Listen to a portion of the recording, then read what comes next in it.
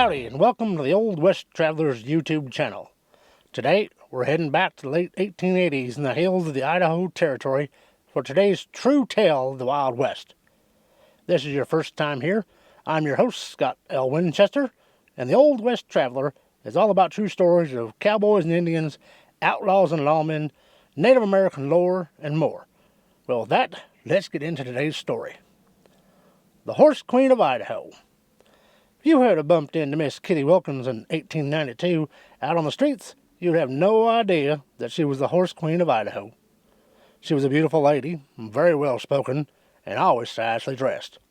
She was also well educated, being a graduate of St Vincents Academy in Walla Walla, Washington, and that little old school of Norte Dame.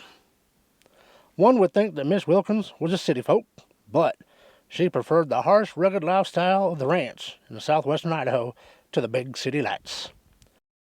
Now, you see, Miss Kitty was born in 1857 out there in Jacksonville, Oregon. She was the daughter of pioneers. Her family, in 1865, moved out to the Idaho Territory following the mass stampede of others looking for gold. But they found themselves in the animal stock business. The Wilkins Company was made up of her parents, John and Laura, Kitty and her three brothers.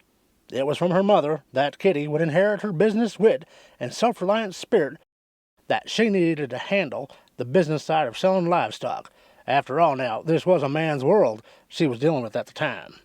By 1884, the family business had expanded, and they had quickly moved into the Runnel River Valley of southwest Idaho. The ranch quickly engulfed more than 75 miles of open range. This is when the family purchased a famous stallion named Waterloo Jr. for $1,000. This purchase of the stallion seemed to point the way the family and the business was heading for many more years to come in the horse business. As the company expanded, John Wilkins found that selling horses to the Easterners, he could sell in volume and command a better price for his horses. Now, Kitty was eager to learn the family business and began to travel with her father on these sales trips back to the East Coast. She soon was not only exhibiting the horses, but conducting sales as well. These eastern sales trips saw Miss Kitty visiting places like Denver, Omaha, St. Louis, New Orleans, and Boston, selling her fine horses. It was at this time that the people started taking note of the quality of horses that Miss Kitty had and donned her the name, the Horse Queen of Idaho. By 1890, Kitty had built up a herd of horses numbering over 700 head, and by 1896, her parents had handed over all the business matters to Miss Kitty. Now, I know by now you're thinking, well, that's it. But you see, Kitty Wilkins might have donned the prettiest of clothes and sat side saddle while on her eastern sales trips. But back home on the ranch, she was just one of the boys. She'd be right there sharing the campfires, wintry weather, chasing half-wild horses, and the daily struggle of living out on the open range. While the horse business was doing well, times were a-changing, and the automobile tried to replace the horse in the East. Kitty didn't see the future heading towards her, but a horseless world was just around the corner. Add to that the death of her father in 1904, which led to a number of land and water legal disputes. The writing was on the wall for the company.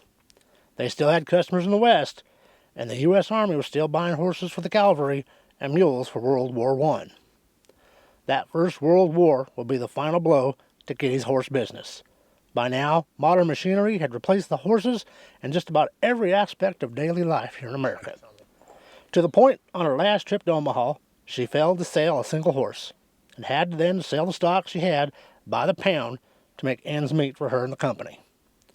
Now, Kitty remained actively engaged with her friends and family after leaving the horse trading business, and according to some, she was, quote, extremely charitable towards the poor and unfortunate, although little of her charity is known to the world today. Philip Holman, who has studied Kitty's life extensively, said at her death, her papers contained, quote, a number of unpaid bills and applications for public assistance, end quote. Kitty's last appearance in public was at the 1934 Fort Boise Centennial Celebration, which commemorated the founding of the old Hudson Bay Company station at the mouth of Boise River. She died a few years later in Glens Ferry and was buried out at the mountain home. The Horse Queen of Idaho passed away at the age of 79, never married, and always giving of herself to others. If you enjoyed this episode, please hit that like button, and if you would be so kind to share this video with your friends, we can help keep the Old West alive for future generations. I sure would appreciate it. Until next time, I'm going to back on off of here. Keep the bugs out of your face, y'all, and I'll catch you on the flip-flop. We gone. Bye-bye.